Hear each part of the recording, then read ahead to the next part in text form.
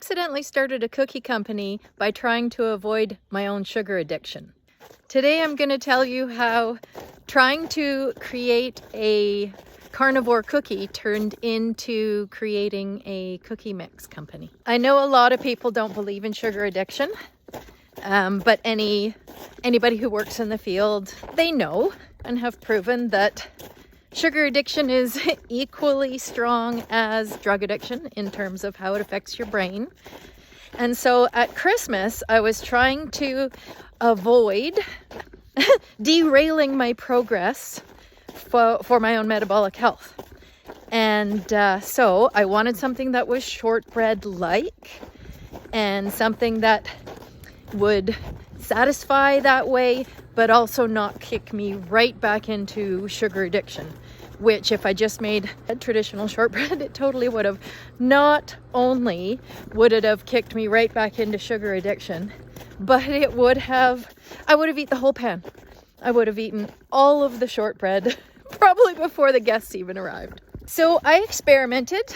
At Christmas, I started thinking, how can I make a shortbread style cookie that is not going to derail me? Like if I'd made regular shortbread cookies with flour and sugar, I would have not only ruined a whole bunch of progress, metabolic progress that I've had towards my health, but I would have been kicked right into sugar addiction and probably struggled with getting back to a ketogenic state and ketogenic diet for weeks. Like, the sugar addiction is so strong for me that if I have some, then yeah, I struggle. It derails me. I feel awful. But the bigger thing is that I'm kicked into this like obsession over sweet and sugary treats for weeks and sometimes even months. Sadly, these food manufacturers know that. The tobacco industry has been quietly buying up so-called food products for the last 20 years and using their scientists to create addiction with the foods that we eat in the exact same way that they did with cigarettes. And once you have some, one is never enough. Like, who can have one taco chip? Who can have one Oreo cookie? I know I can't. I would definitely talk myself into one of the whole little sleeves. So I really wanted to develop something for myself that I could eat that wasn't full of crap, seed oils, emulsifiers, fillers, fibers, artificial, and so-called natural flavors, which aren't actually natural. There's nothing natural about natural flavors for the most part. And also the fake sweeteners like xylitol and maltitol and sorbitol and maltodextrin and all of those things that wreak absolute havoc on our gut biome. And the body just wasn't meant to metabolize. Like, those things are not found in nature. At least fruit, honey, those sorts of things are found in nature, and our bodies they know what to do with it. They are able to metabolize real food. So I wanted something that was mostly carnivore, nose to tail, because I'm interested in the ethics of animal husbandry and the use of the animals. I thought, if I can have something that uses primarily animal products, tiny bit of sweetener, just so it feels like a treat, but does not kick me into a sugar addiction, then I've got a win.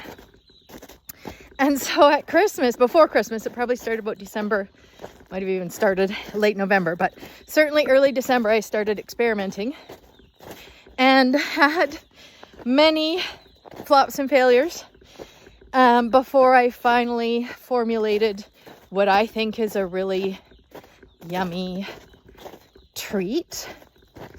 And the good news was, because I use raw date sugar, which is real, and a tiny bit of stevia, which is also a plant, and pure stevia. I source some pure stevia. So there's a tiny bit of plant material in the cookie, but the rest of it is animal based. And it's whole milk powder and gelatin collagen. So high protein. So I've created a cookie mix that is actually animal based, super low carb, zero fillers, zero crap. And one of my taglines that I invented is all the bull and none of the shit. Because really, oh, dogs, go Thule. When you look at other keto products out there, there's a lot of shit in them.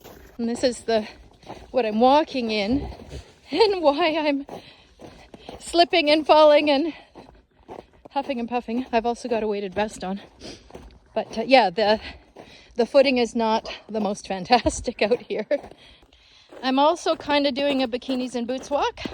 So despite the fact it's a little cold out, it's not freezing. I've done way colder, but you know, it's good for the body. It's called stress hormesis, and it helps build brown fat, which is your thermogenic fat that we so-called civilized humans have kind of lost. And being out here doing some cold therapy walk, it also helps burn off fat because you're burning more calories just to stay warm. So when people, you know, look at me and think, you're crazy, what are you doing? Why are you walking half naked through your forest? That's the reason.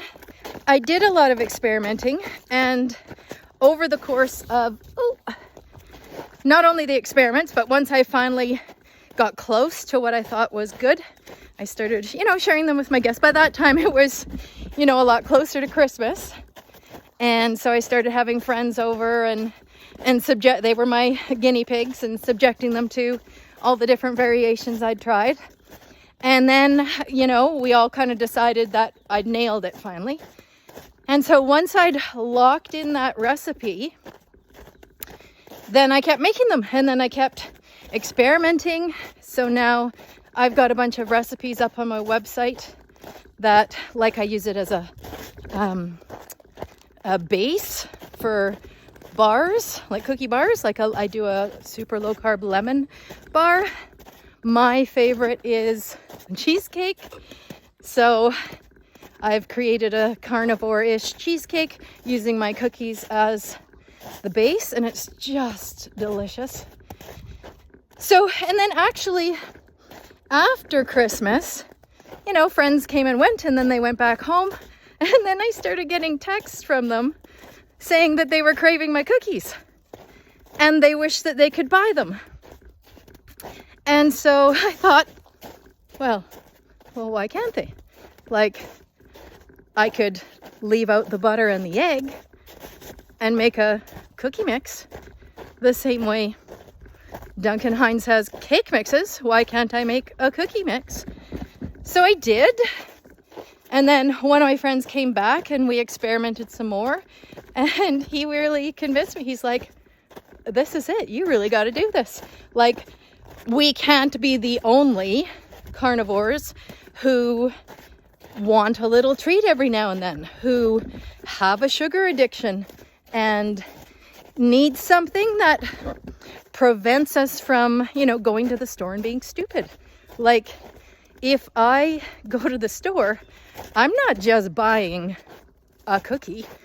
I'm buying a chocolate bar, a bag of chips, or my favorite, Hawkins Cheesies, and probably, you know, a Haagen-Dazs for the way home, or I get a chocolate bar and eat it on the way home, and then once I get home, I have the taco chips or tortilla chips, and then the Haagen-Dazs for dessert. So this is something that can keep me from doing that. I can make 10 cookies, one batch, and, you know, share them amongst a few people and feel like I've had a little treat It doesn't derail. It doesn't even kick me out of ketosis. There's only 3 grams of carbs per cookie. I can have 2. I can actually probably have 3 or 4, go for a little walk after, and not be kicked out of ketosis, which I love. I love that about the product that I've created. And I'm hoping that others love it too and find some joy in having found a product that's super easy to make. You add 1/3 a cup of butter and 1 egg to a cup of the mix, you know, stir and bake, and we'll get joy out of it. And I want to see people experiment with it and do other recipes and tag me in them and, you know, like, spread the joy. People want to have fun. People want to, you know, try different foods. And I'm a super foodie person, so I try and cook for them as keto as I can. And this helps. Now that I can make them a super keto cheesecake, people are thrilled. And they can still have their, you know, we do a barbecue thing, so I can have the meat. I usually make a couple of salads, and then everybody's happy. And there's cumin. So yeah, I'm really struggling here. Because it's warmed up, woo, the snow's gotten super soft.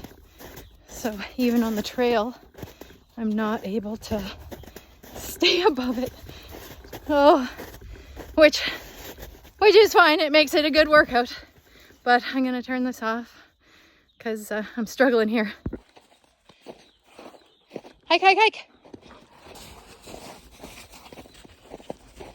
A little spring celebration happening in the trees. I can't see them, but boy, can I ever hear them.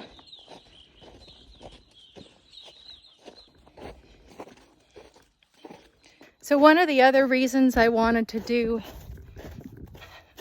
an animal-based cookie is I wanted it to be metabolically sound for our bodies. And a lot of the other keto cookie mixes or cookies that are on them, cookies and bars, etc., they're on the market. They're full of alternative flours. A lot of them they use almond flour. And almonds are super high in oxalates. So I don't know if you know, but a lot of plant foods, all plant foods, actually carry toxins, except for fruit. I think fruit doesn't, but fruit is high in fructose, so that's a totally different issue. Andale tuli. And so they use things that are super high in oxalates, like almond flour, or tapioca flour, cassava flour, rice flour, all of these things. Rice, I think, because of the way it's grown, it actually has high levels of arsenic. And anyway, animal products do not carry anti-nutrients. Animal products are super nutrient dense. So I wanted a product that was clean, I could be proud of, was nutrient dense, that your body recognized, your metabolism knows how to deal with it. And I have a buttery, binge-worthy, animal-based cookie.